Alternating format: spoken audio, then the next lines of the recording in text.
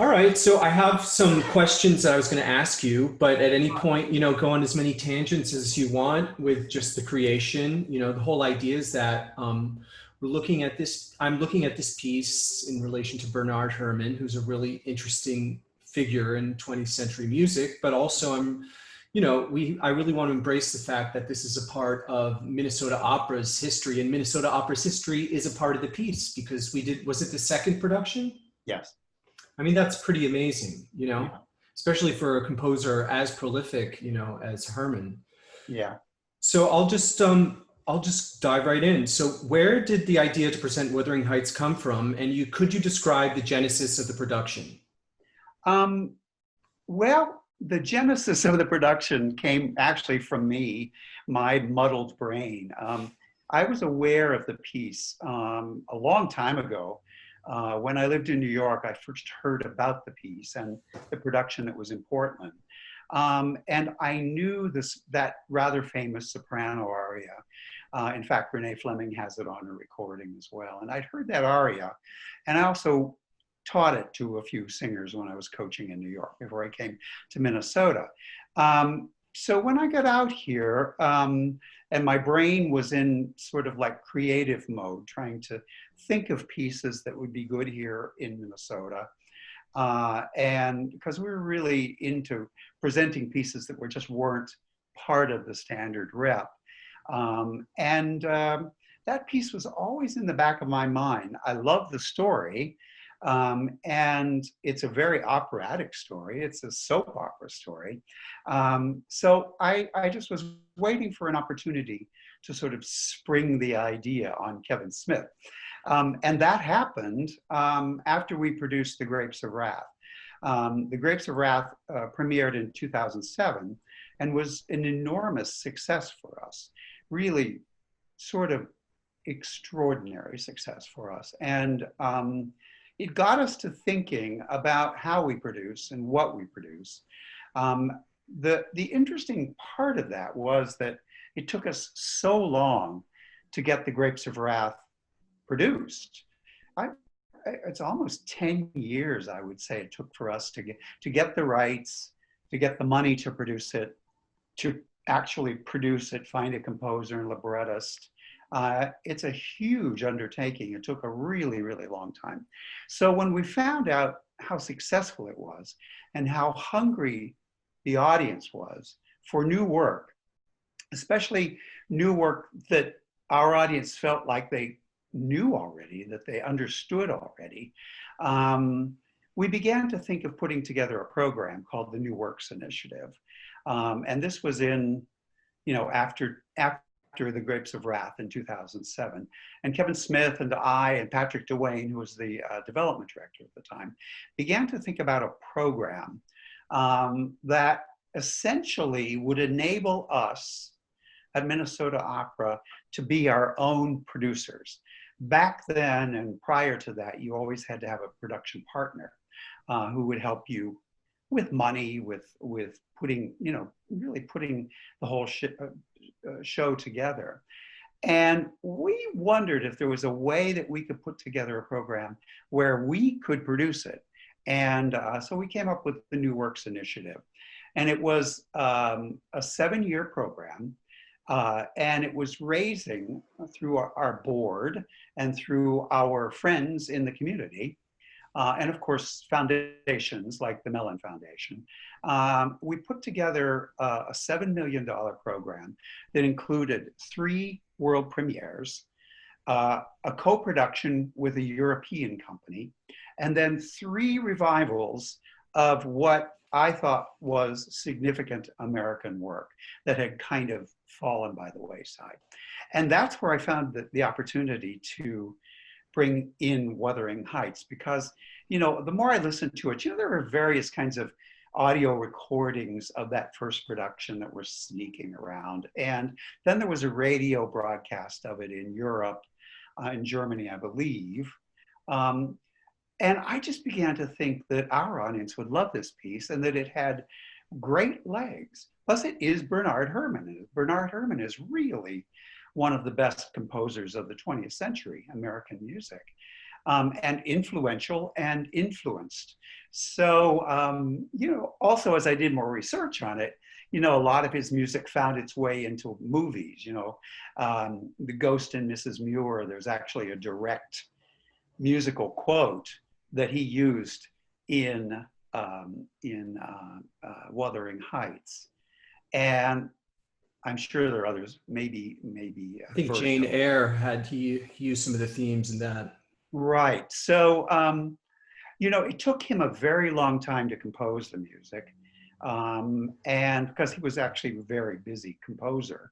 So it took him a while, but it was really the love of his heart. And ironically, I don't know if you know this, but he completed it here in Minneapolis because he was having an affair here.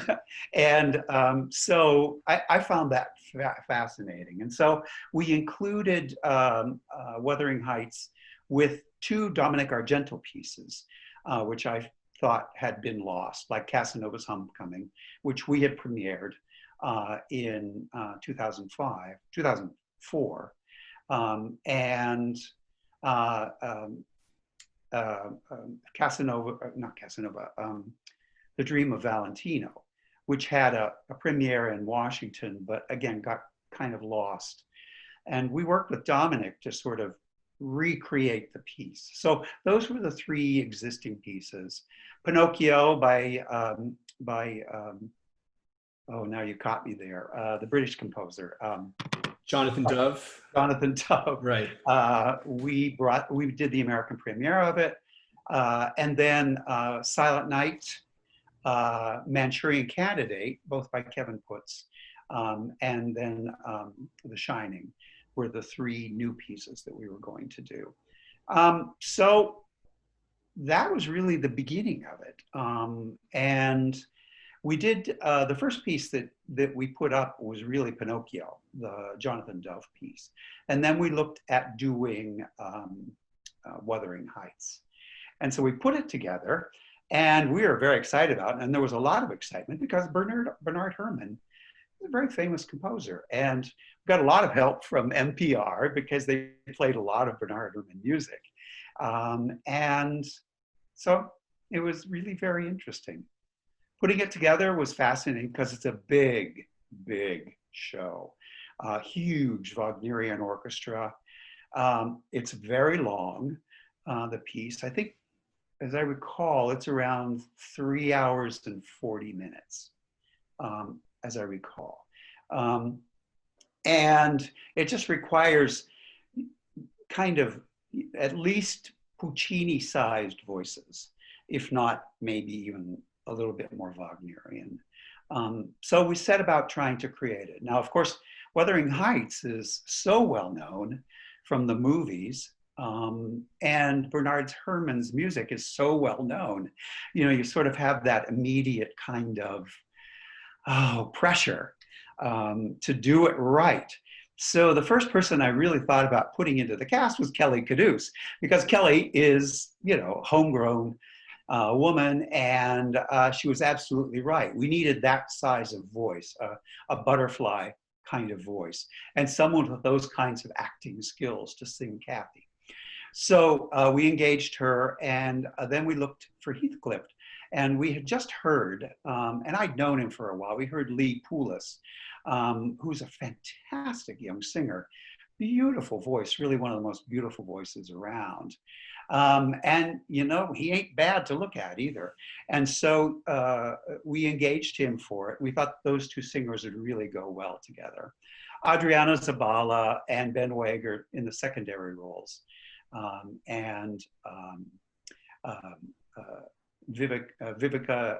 Victoria Vargas and Rudy Nieto sort of rounded out the cast. So we thought we really had a good thing going here. Of course, Eric Simonson we worked a lot with just on The Grapes of Wrath, and so we thought he would be able to handle something as big and as sprawling as this show was, because lots of scenes in that show, just like The Grapes of Wrath, and just like Transatlantic, which we'd done in 1998, like lots of scenes. And so we thought, let's give it a go with Eric. And he joined.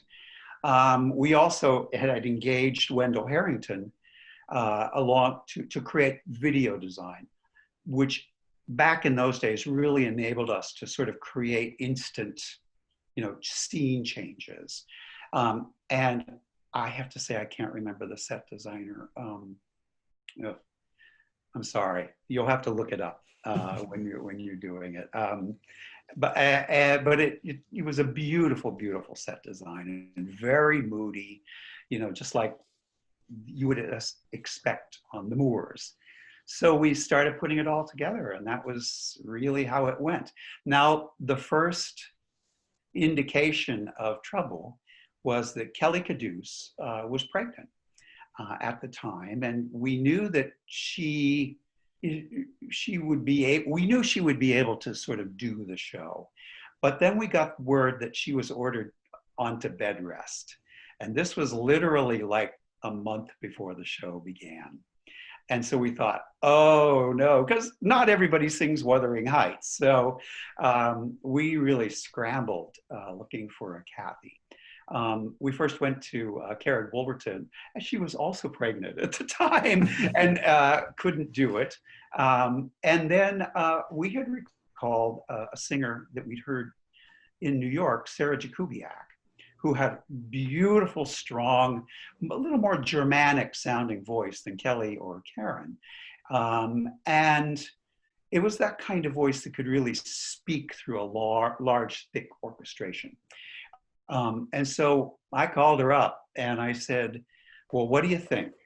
You have a couple of weeks to learn this. And then I think it was actually 2 weeks that she had to learn it. And then she had tech week. So essentially she had like 3 weeks to do this piece. And so we sent a copy to her. She went over it with her teacher and she got back and she said, I remember her saying, I might regret this, but I think I can do it.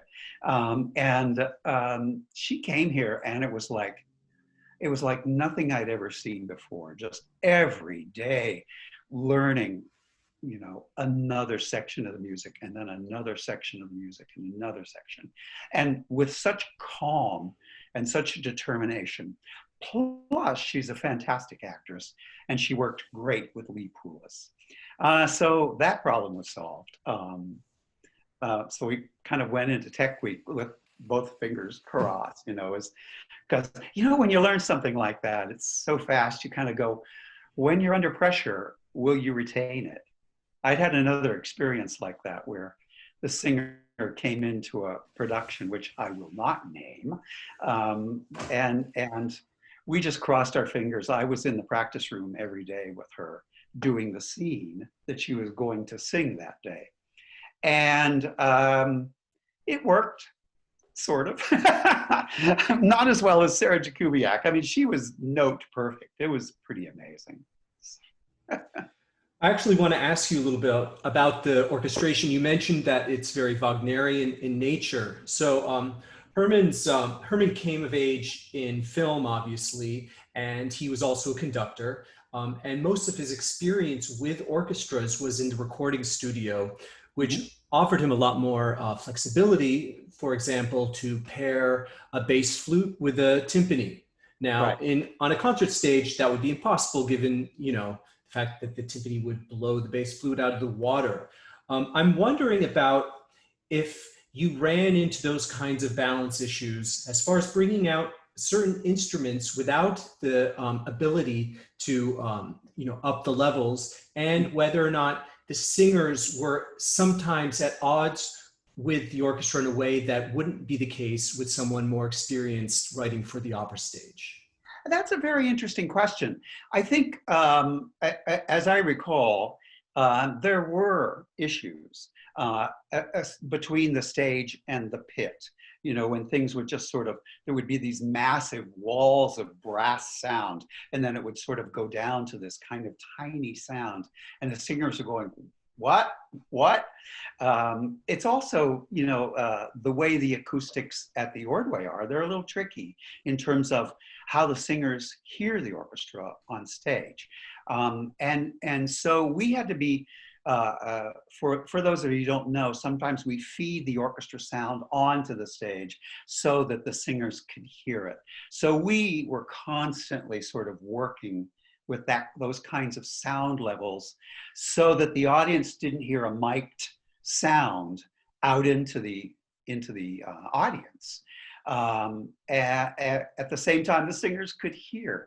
So I sat in the sound booth for all the rehearsals, and actually, I think most of the performances, until we felt like we were sort of under control, to make sure that the singers, and we asked them anytime they came off stage, could you actually hear? And Michael Christie, the conductor, is a master at this kind of music, and he could actually, if we needed something to come up in the pit, he would try to make that work at the same time, sort of keeping, like those big brass choirs and big brass sounds sort of under control. There are a lot of musical interludes in the piece where the orchestra can just roar, and roar they did. That was really exciting to hear in the pit. But then we really had to be careful. The singers all had pretty sizable voices, but we have to, like in all of our shows, whether it's a Wagner or Mozart, you have to always really be sure of acoustically how the voices are shooting out into the audience as well. Sometimes you have pretty open stages. And in this case, there was in the back, as you will see in the back, there was a sort of like, a Zoom screen, quite honestly, with little windows, and where the video could be seen through. That really didn't shoot sound out really very well. So we had to make sure that the balance was always, always, always good.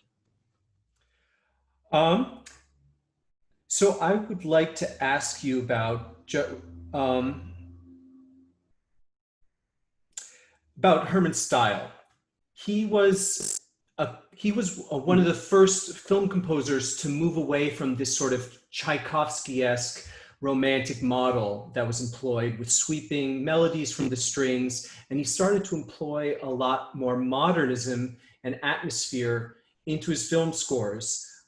However, the classical music world at large seemed to regard him a bit as conservative and more neo-romantic.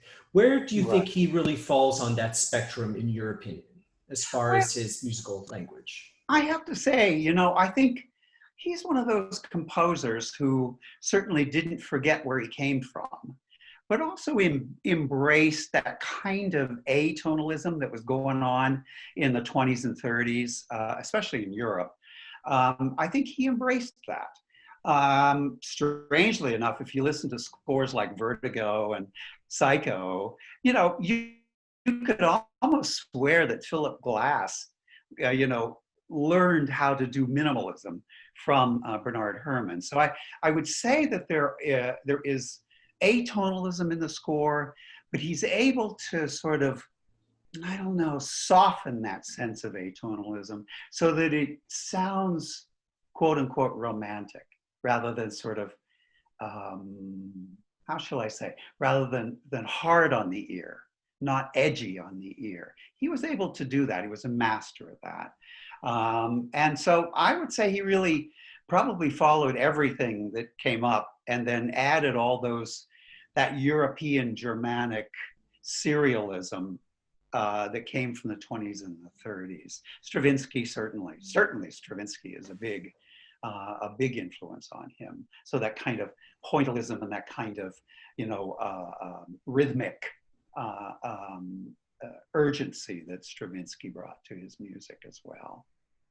I think what's remarkable about him is that he does seem to employ a lot of musical schools of thought, but yet it seems from all of his film scores, from the earlier ones up until Taxi Driver, there is this unifying sense of self musically that he brings to it, which you don't necessarily get from even someone like John Williams, where it does seem a lot more like pastiche. And although he doesn't have his signature gestures, it's not the same kind of unifying idea from movie to movie. Right. I wonder about, just in terms of Bernard Herrmann's sense of pace. a movie's pace, and how he as a composer is allowed and enabled really to push the pace of the film forward. Certainly with the Hitchcock films, there's that sense of underlying rhythm and underlying beat, which makes your heart beat along with it. And I think that's a strong characteristic of Bernard Herrmann. When Janet Leigh is sitting in the car in Psycho, and it's that bump, bump, bump, bump, bump, bump, it's really extraordinary. So you understood motion. I think he understood pace, and I think he understood drama, and what was the right sound for the particular dramatic moment. Do you have any thoughts about how Herman's experience as a film composer benefited his work in opera, and how they might have been a hindrance? That's a very interesting question. I don't know if I should say that it's a hindrance, but I think we discovered in our production, Michael and I actually, and the singers, when you start reading through the score, you make these discoveries that perhaps, the meter that he writes in the score, like quarter note equals 60 or slower. We found that it was often too slow, that it felt like the phrase of the music suffered from it, and that the word structure of the sentence suffered because it was so slow. So I have to say, sorry, Bernard, but we decided to up the tempos. So we felt like it sort of spoke easier, that the musical line was clearer, that the language line was clearer and more understood. So we really did that all through the score, is kind of reinterpreted the tempo of the piece. I think that maybe in a movie where he's underscoring a video scene, or a visual scene, rather than thinking about language, he's thinking about the visual image and how his music underscores it.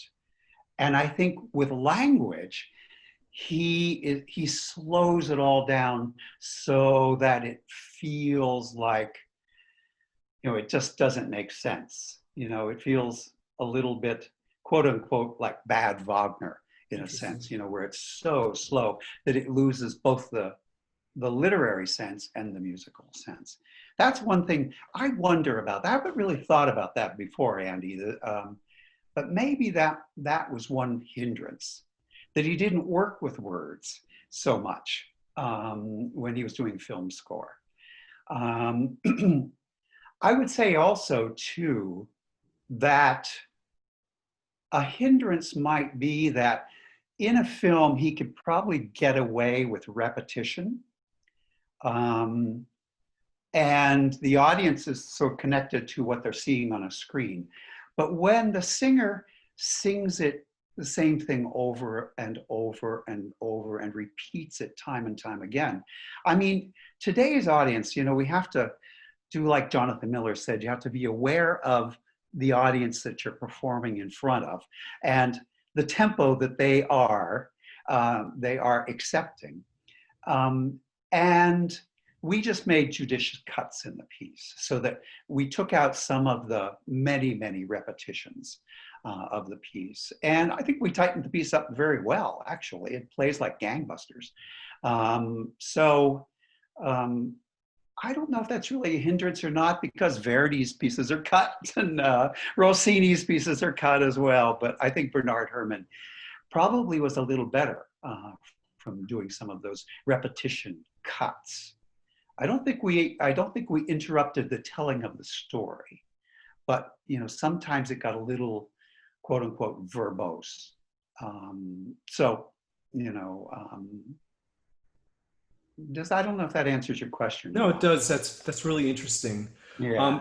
just taking off of what you brought up about text setting, I noticed one thing that struck me almost immediately was, I mean, he obviously uses a lot of parlando throughout the opera, which is an interesting choice.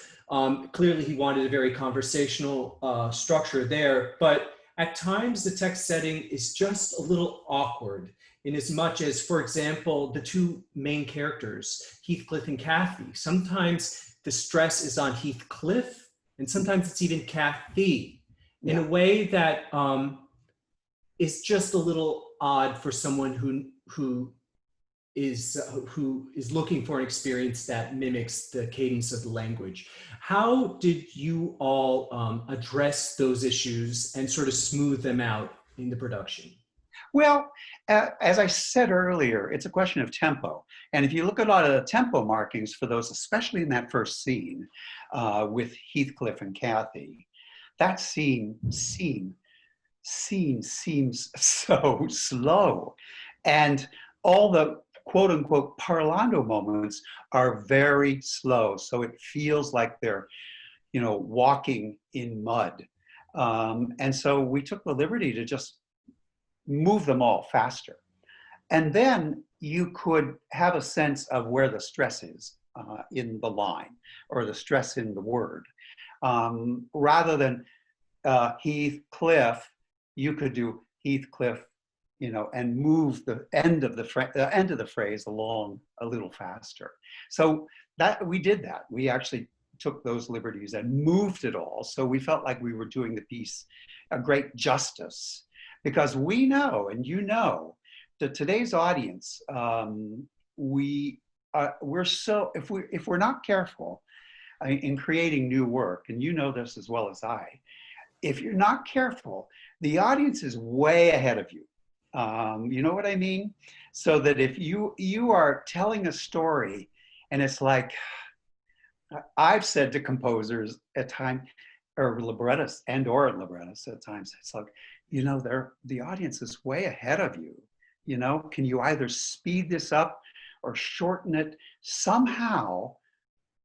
In the second acts of a lot of new works, it feels like the audience is kind of going, okay, let's move on a little bit. And it might be because of TV, it might be because of movies, but I think it's also audiences, and we've got really smart audiences. They're kind of going, oh, I know this. I know what they're going to say. They've said it 3 times before. I don't need to hear it so slowly before. So we felt like we were interpreting the piece, Michael and I, to get over those hurdles where it wouldn't feel. A lot of pieces, like I remember Transatlantic by George Antheil, which was written originally in English, but then translated into German for the premiere, and then translated back into English for the New York premiere, and then we did the premiere of the entire piece. And that thing was filled with those kinds of things. So you just battle on trying to get the singers to unstress the word. And most singers these days, they just are so smart. They understand it. They understand it right away, especially, Sarah and Lee and Adriana, they got it immediately. Well, Dale, this has been so interesting just hearing about, how it all came to be. I mean, I've been really enjoyed watching the video, and I think it's definitely a production that Minnesota Opera should be very proud of. Yeah, I was very proud of it. I have to say, on opening night, especially, there's one thing, I don't know if you're going to put this in or not, but I remember on opening night, and it's the joy of, of surtitles. In the very first scene, poor Jesse Bloomberg, who's come to stay overnight, and he talks about endless snow, and the audience roars with endless snow. And he says it over and over and over again. And so we took that out of the surtitle. And it made a big difference as well. But to feel the audience kind of, especially with those sweeping interludes, the audience just kind of lifted up with that music. And I'm very proud we did it. and I wish somebody else would do it. You know, I wish Minnesota Opera would do it again. You know, but I don't know if it will. It takes a lot of work, takes a big orchestra, takes a lot of singers, and a set that works. You know, and a lighting design that really has to work. So, you know, I say kudos to Eric Simonson and Michael Christie for this piece, and certainly all the singers. I think in particular because at 2.5 hours without intermissions, I mean, that's about as long as it gets in the world of opera. And that's really a lot to ask of an audience. And Right. I know personally watching it, I did not feel like I was watching something that long. Right. Well, thank you. I'm glad, you know, that it didn't work that way. I was thinking when we were going through this piece, we did a production of Semiramide in 2000, which was controversial, but nonetheless, musically, it was superb. That first act is 2 hours and 45 minutes. And I began to think, oof, you know, what are we going to do? So that's when we began to sort of think, maybe we need to sort of tighten this piece up and move it along and do it for an audience, for today's audience as well. And I'm very proud that we did it. You know, someday this piece is going to rise up again. It's just too good. So I'm really very excited about it. You know, one thing I should say, Andrew, is that if you have time, you should look at David Sanders' notes from the program. Mm-hmm. They're fantastic. They'll help, you know, with you as you're putting this whole program together. He wrote brilliant notes for the program. So it'll be very, very good stuff for you to have in the back of your mind. Thank you. Yeah, I'll go check that out right now. I know they're available online. Yeah, yeah. Anyway, well, thank you, Dale. This has been great talking to you and catching up and hearing about Wuthering Heights. Great. Thank you so much, Andrew. Yeah.